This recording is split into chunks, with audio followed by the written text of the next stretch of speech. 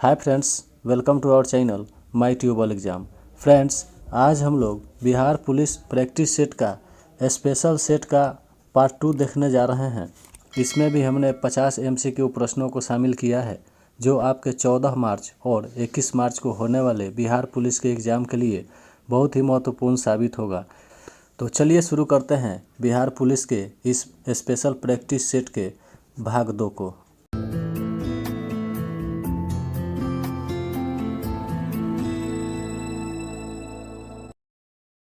हमारा पहला सवाल है, change the sentence given below into compound sentences. यहाँ आपको 2 सेंटेंस दिए गए हैं। पहला है डू नॉट वॉक क्विकली और दूसरा है यू मे फॉल।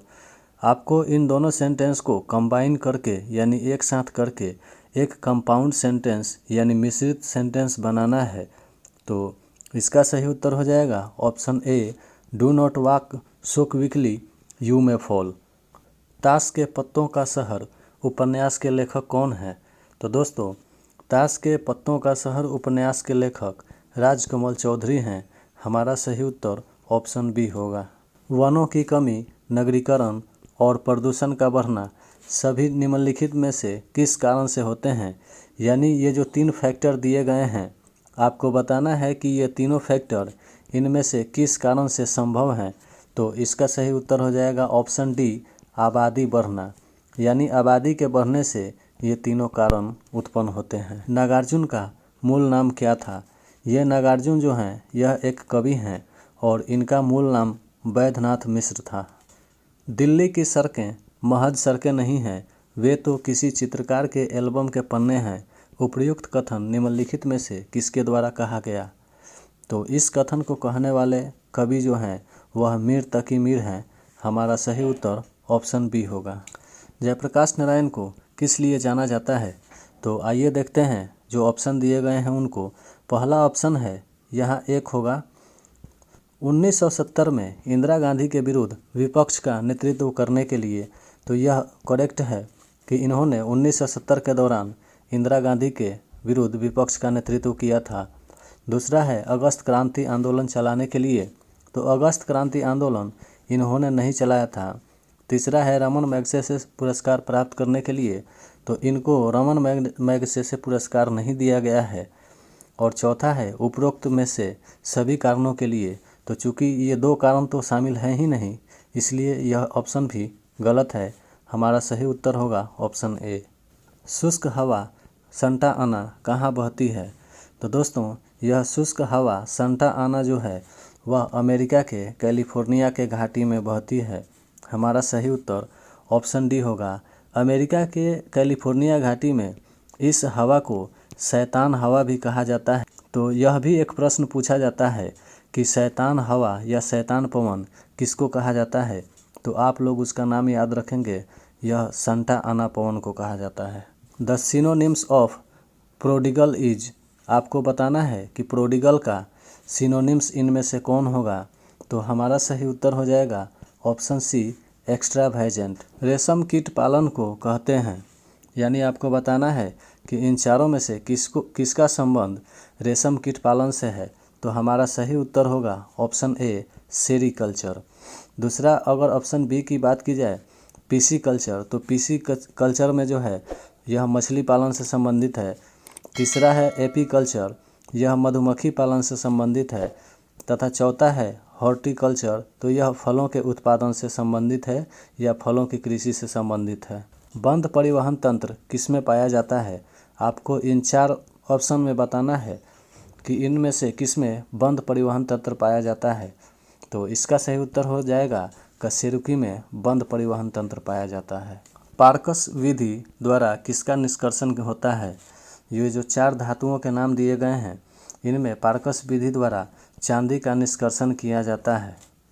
मंत्रिपरिषद की शक्तियों का उल्लेख किसमें है? आपको इन 4 आर्टिकल्स में बताना है कि किसमें मंत्रिपरिषद की शक्तियों का वर्णन किया गया है।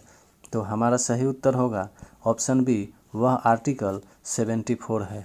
निम्नलिखित में से किसे, यहाँ किसे होगा, राष्ट्र का आर्थिक बैरोमीटर कहा जाता है? तो दोस्तों, किसी भी राष्ट्र का आर्थिक बैरोमीटर विदेशी व्यापार को कहा जाता है। हमारा सही उत्तर ऑप्शन सी होगा। Choose the adverb clause from the given sentence the more she gets the more she wants. इसमें से आपको बताना है कि कौन सा एडवर्ब क्लॉज है। तो हमारा सही उत्तर हो जाएगा option A the more she gets. Tsunami के आने का प्रथम संकेत माना जाता है। ये जो 4 संकेत दिए गए हैं इनमें सुनामी के आने का सबसे प्रमुख संकेत होता है तटीय क्षेत्रों में पानी के स्तर में तेजी से कमी। हमारा सही उत्तर ऑप्शन बी होगा।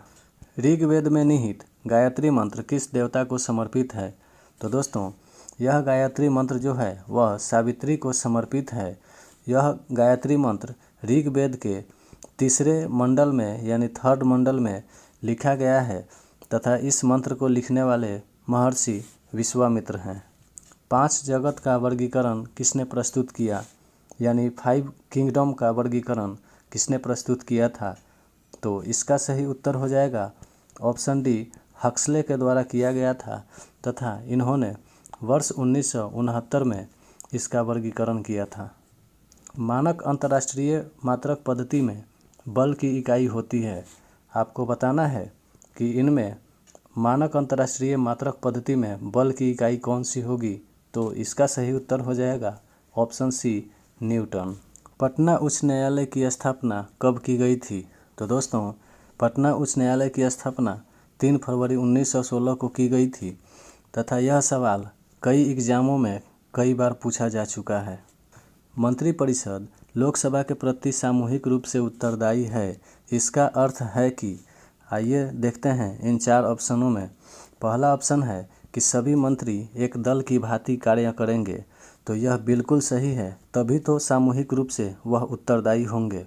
दूसरा ऑप्शन है सभी मंत्री अपने कार्यों के लिए राज्यसभा के प्रति उत्तरदायी होंगे। तो यह गलत है, वो राज्यसभा के प्रति उत्तरदायी नहीं होकर बल्कि लोकसभा के प्रति उत्तरदायी होते हैं। सभी मंत्री अपने कार्यों के लिए लोकसभा के प्रति उत्तरदायी होंगे, यहाँ दिया हुआ है जो अभी हमने बताया, इसलिए ऑप्शन सी सही है। तो हमारा सही उत्तर हो जाएगा ऑप्शन डी ए और सी दोनों। रेणुका झील जो एक रामसर स्थल है किस राज्य में स्थित है। तो दोस्तों यह रेणुका झील जो है वह हिमाचल प्रदेश में स्थित है तथा इसको भारत का सबसे छोटा रामसर स्थल होने का गौरव भी प्राप्त है। भारतीय संविधान के किस भाग में सर्वोच्च न्यायालय का उल्लेख है। तो आइए देख लेते हैं इनमें किस भाग में सर्वोच्च न्यायालय का उल्लेख किया गया है। इसका सही उत्तर है ऑप्शन ए भाग 5 में। अगर सर्वोच्च न्यायालय के उपबंध की बात की जाए तो इसका उपबंध अनुच्छेद 124 से लेकर 147 तक में किया गया है। गर्म महासागरीय धाराएं आपको बताना है इनमें से क्या होती हैं या किस तरह चलती हैं यानी प्रवाहित होती हैं।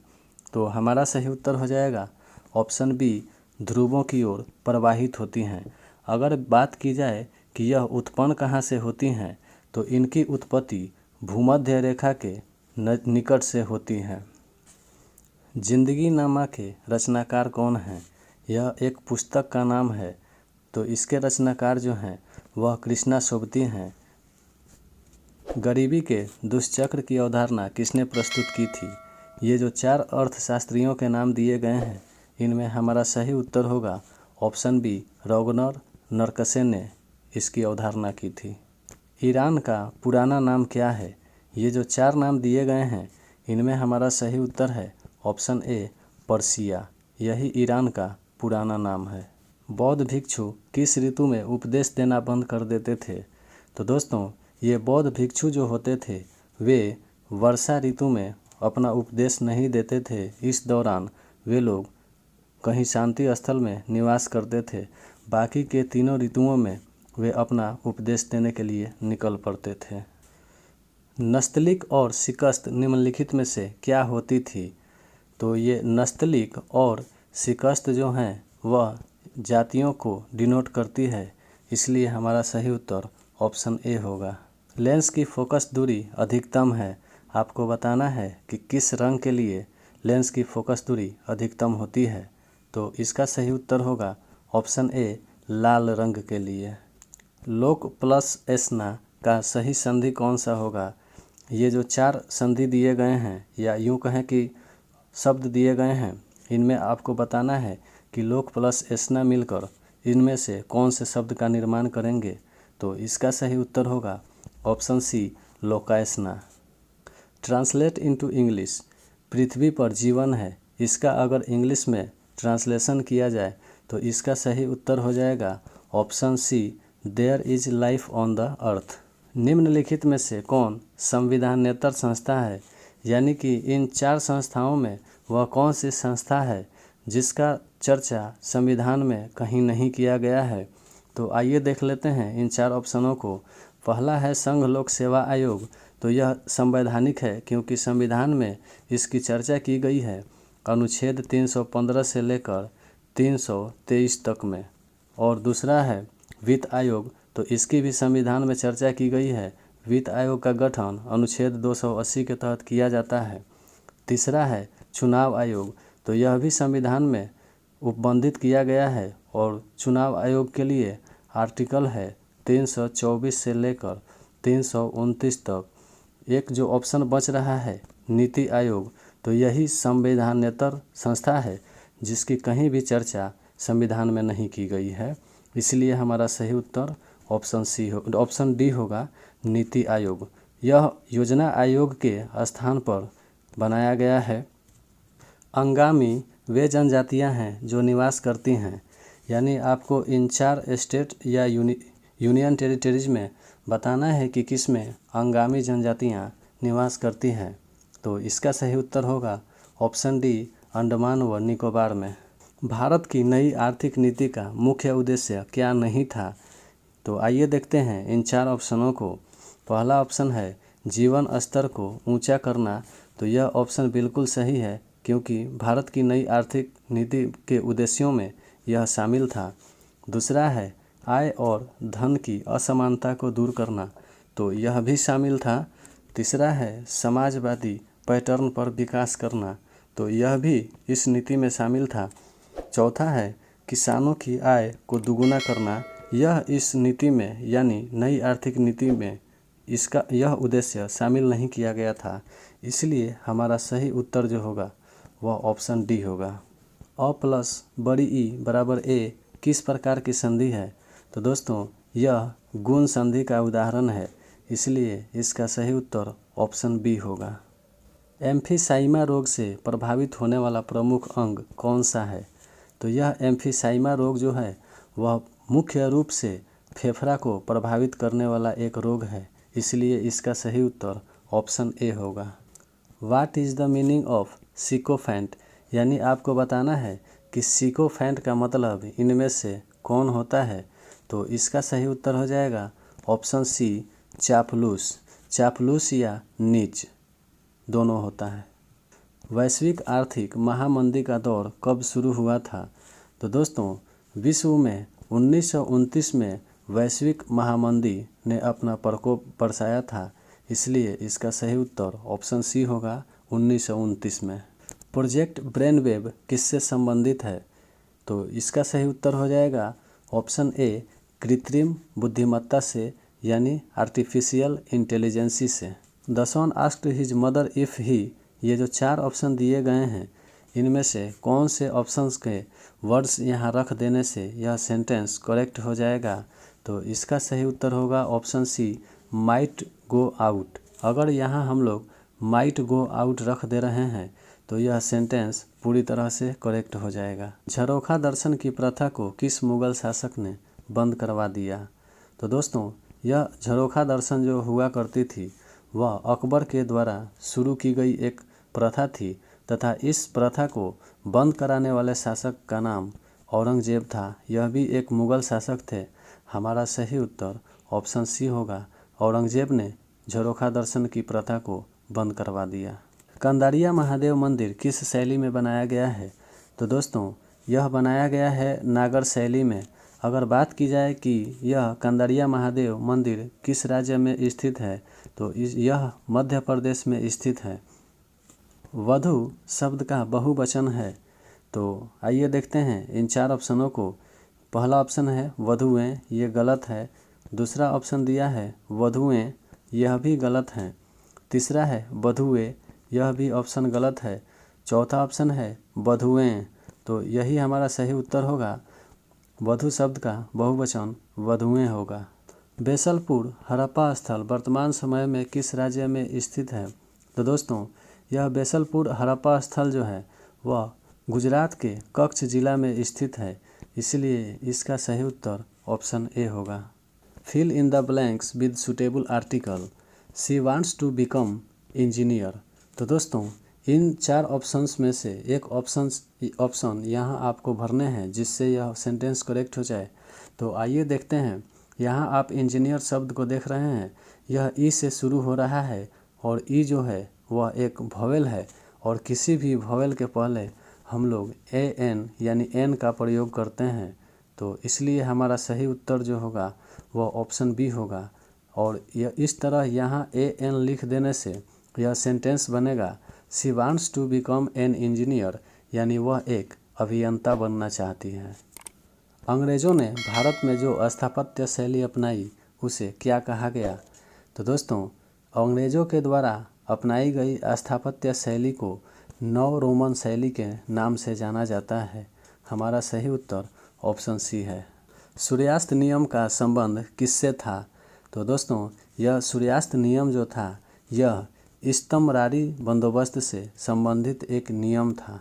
हमारा सही उत्तर ऑप्शन बी है। अलाउद्दीन खिलजी ने राय रायन की उपाधि से किसे सम्मानित किया था?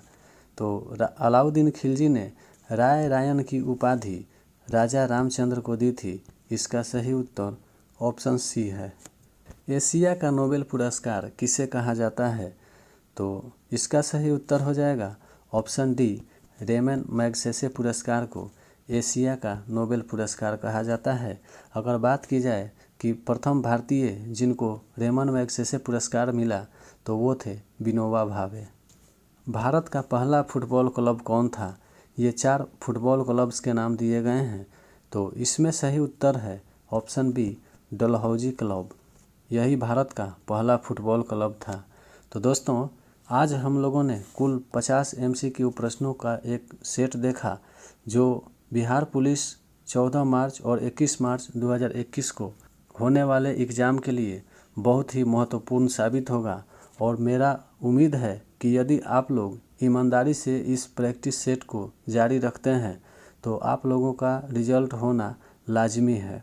मिलते हैं फिर इसके अगले और बेहतरीन प्रैक्टिस सेट के साथ। तब तक आप लोग प्रैक्टिस करते रहें और इस वीडियो को लाइक, शेयर तथा कमेंट भी ज़रूर करें, जिससे हमें पता चले कि आप लोग हमारे द्वारा बनाए गए सेट पर अपना 100% ईमानदारी पूर्वक दे रहे हैं। धन्यवाद।